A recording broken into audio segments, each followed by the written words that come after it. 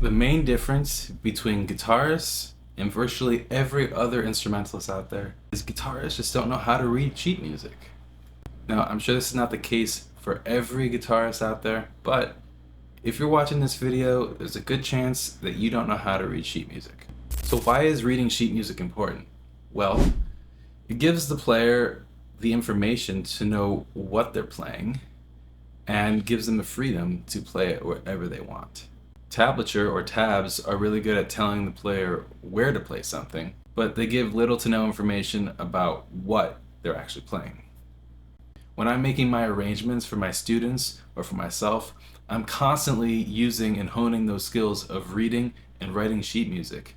I put a lot of thought into the steps that I take when I'm arranging on the guitar, and I put it into 10 actionable steps that you can follow right now. I'll leave it in the description below. So in today's video, I'm going to show you how you can become an expert in reading standard sheet music on the guitar. So what's the difference between tablature or tab and standard sheet music? So standard notation is just as its name suggests, it's the standard. It offers a clear visual representation to what notes and what chords you're playing, but it doesn't necessarily tell you how or where to play them. It leaves that up to the individual player. For instance, on the guitar, you can play the same note in sometimes 2, 3, or 4 different places. Depending on the context of what you're playing, it's going to determine where you'd want to play that note. Now, tab only tells you one specific location, which is not always the only option. So how do we read standard notation? Well, you have to understand the musical alphabet. Now, the musical alphabet is the letters A, B, C, D, E, F, G, and then it repeats the cycle. So first thing is you should start reciting your musical alphabet, but stopping when you get to G and going back to A. Also practice starting from different letters in the musical alphabet, like start from F. Now to really make this tricky, you want to start practicing your musical alphabet backwards. So being able to start from different locations is going to help you always know what letter comes before and after any note in the musical alphabet. Now each time you recite the letter again, you're entering a new register. For instance, if you're starting with A and you go up to the next A, B, C, D, E, F, G, A, the second A we call an octave higher than the first A. I like to think of the staff kind of like a musical house. There's the actual staff here, where the notes physically live on the lines and spaces of the staff. Notes can also live above the staff on the roof. You can see that there's now little sticks that we call ledger lines that are placed above the staff. Okay? They're kind of like extensions of the staff. And in the same way, we can have notes that live below the staff in the basement. So you can see now we have the ledger lines underneath the staff. So I've color coded all these notes on this little diagram here that shows you the fretboard. So the purple ones are the notes below the staff in the basement. The yellow ones are the notes above the staff on the roof. And the red and green ones are the notes that are on the staff. The next thing you need to understand is what half steps and whole steps are. So a half step is moving by 1 fret on the guitar. So let's say we're starting here with our open E string and we go to the first fret of the open E string. That is a half step, okay? But if I go to the second fret from open E to the second fret here, that is a whole step. So anytime we move by 1 fret, we're moving up by half step or down by half step. And anytime we move by 2 frets, we're moving up or down by whole step. Now the letters of the musical alphabet create a pattern, right? And this pattern is whole step, half step, whole step, half step, whole step, whole step. So between A and B is a whole step. Between B and C is a half step. Between C and D is a whole step. Between D and E is a whole step. Between E and F is a half step. Between F and G is a whole step. And between G and A is a whole step. So you can simply remember this by remembering the half steps, because there's only 2 of them. Between B and C, and between E and F. Now each string on the guitar, each open string, represents a different starting point in which you can start climbing the musical stairs. The 6th string is E, the 5th string is A, The fourth string is D. Third string is G. The second string is B. And the first string is also E. Okay, so you want to memorize those letters. You can use a saying like Eddie ate dynamite, goodbye Eddie, to remember the names. However you do it, you need to commit those to memory. So each open string is like a starting point that you can start climbing the musical stairs. So for example, if we're starting here on open E, we know the next letter of the musical alphabet is F. So they're only a half step apart, so we're going to go up one fret. And then from F to the next letter is G, we're going to go up a whole step. From G to A is another whole step. From A to B, another whole step. From B to C, we go up a half step. From C to D is a whole step. From D to E is a whole step. And so on and so forth. So we've just completed from E to E. This is one cycle, or one octave. Now we can do this on every single open string, like B to C is a half step, to D, to E, to F is a half step, G, A, B, G to A is a whole step, B to C is a half step, D, E to F is a half step, G, D to E, whole step, E to F, half step, G, A, B, C is a half step, D, A to B is a whole step, C, half step, D, E to F is a half step, G, A, and of course E is the same. These two strings are going to be the exact same frets. E to F, whole half step, G, A, B to C, half step, D, and E. So we've just played an octave on each of the 6 open strings. So the second way that we can climb up the musical stairs is by crossing over strings. So let's say we're starting at E to F, and then we go to G, and now the next letter is A. But instead of going up to here A, we can use the open A. Okay, and then we go to B, now we're on we're on the A string. So we go to B, to C, now the next letter is D. So instead of going up here to D, we can use open D. And then we go to E, and then F, and then the next letter is G, which is an open string, so we play it open. And then A, and then B is also an open string, so we go to open B, C, D, and then open E. F, G, A, B, C, D, E. Now when we get to those notes here above the staff, starting from G all the way up to the high E, we have to go up the E string. Each string is going to have 3 notes on it, except for the G string, which is going to have 2 notes on it. So E, F, G, A, B, C, D, E, F, G, A, B, C, D, E, F, G. So you should be able to practice the scale ascending and descending. So ascending, descending.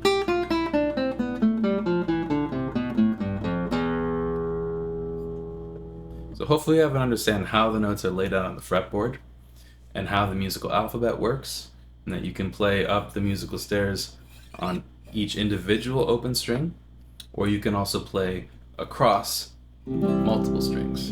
So a good way to practice this, pick up your guitar and go to a music randomizer website, and you're going to select the notes from each open string, and you're going to generate a music worksheet for yourself that you're going to practice. Alright, so here we are. You're going to adjust some of the settings here just to make this easier. So I like to keep everything whole notes. I like to stay in the key of C. And let's say we're trying to practice notes on the low E string. We're going to select from the open E here all the way up to E here, an octave. So 1, 2, 3, 4, 5. I'm sorry, we're going to go up one octave here. So we're going to go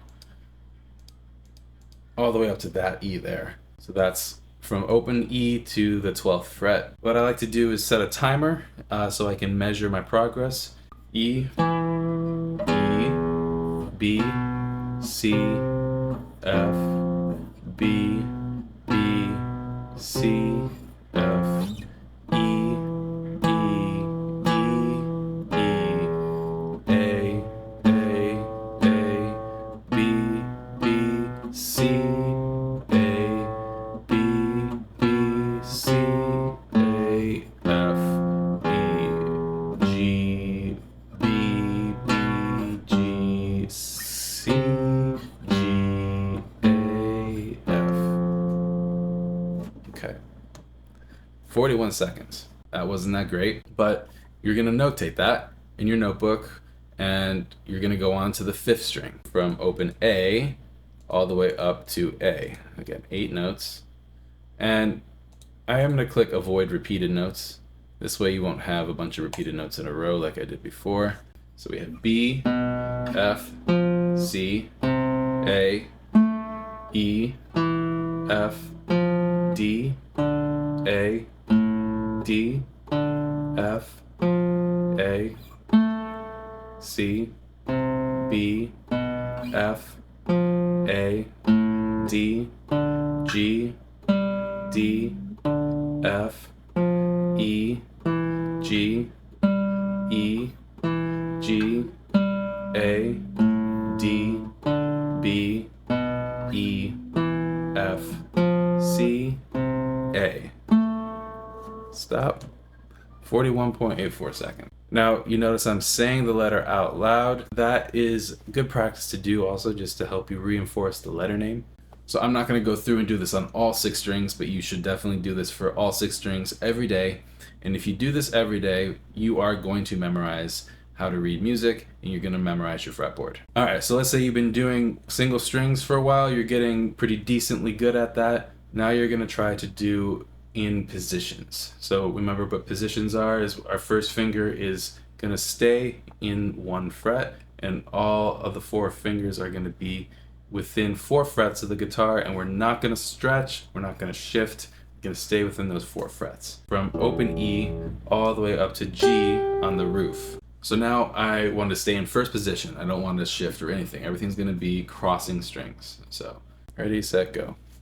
C, E, A, D, C, E, G, F, E, G, C, A, D, F, B, G, E, D, B, C, A, C, F, B, G, C, F, A, E. Stop. 20.6 seconds. Now that's way faster. It's like twice as fast as what I was doing on single strings. This should be faster because you do not have to shift. Everything is within, you know, 1 spot on the guitar. So as you probably noticed, I wasn't looking at my hands, which is going to save you a bunch of time.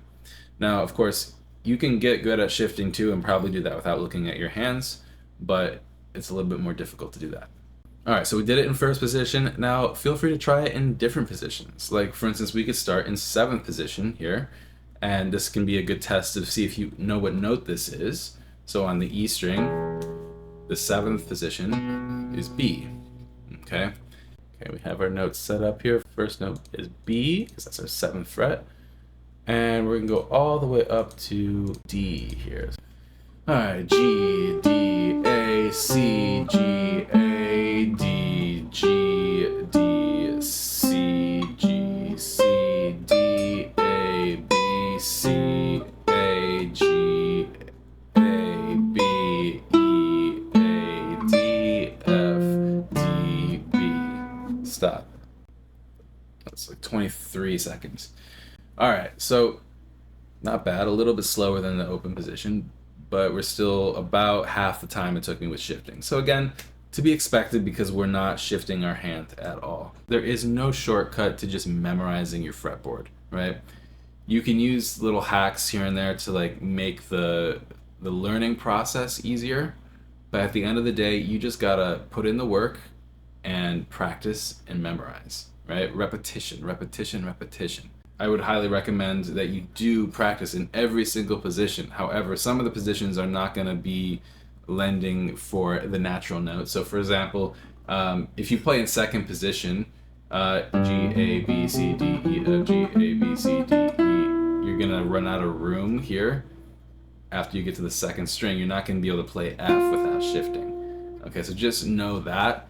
It's probably going to happen if you play every single position, but that's okay. You know exactly when to stop then, is when you get to a point when there's no more notes that you can play without shifting. All right, so let's summarize what we learned today, guys. The first thing we learned is the reason why standard notation is very important for you to learn is because it is the standard, guys. All musicians use standard notation to communicate with each other. So if you want to be a educated guitarist and you want to be able to communicate with other musicians, then you're gonna really want to invest some time in learning standard notation.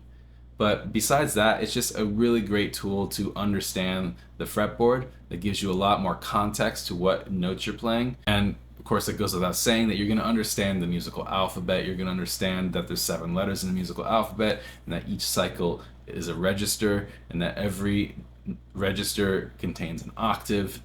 And you can climb up the musical stairs either on one string or you can cross over multiple strings. And you should practice identifying these letters in your musical alphabet. You should practice finding the notes using random sheet music generator, practicing reading. And you should also make flashcards for yourself so that way you can quiz yourself on what the names of these strings are. So I hope that helped, guys. Remember, if you're into arranging for the guitar and you want a really straightforward step-by-step path to get to arranging your favorite songs on guitar, check out my 10-step blueprint to arranging for the guitar. It's in the link in the description. It's free. I put a lot of work into that, guys. It's just stuff that I've learned over the years of trying to do this myself. So I just want to help share with you my knowledge and give you guys as much as I can. So remember, if you like this video and you want to see more content like this, hit the thumbs up, leave me a comment, let me know what kind of stuff you want me to talk about, and don't forget to subscribe, guys. It helps me out as I'm growing my channel. So share this with some friends, hit the subscribe button, like, leave a comment. All that stuff really helps me, and it lets me know that I'm making content that resonates with you. So, that being said, guys, I hope you guys have a great one, and I'll see you in the next video. Peace.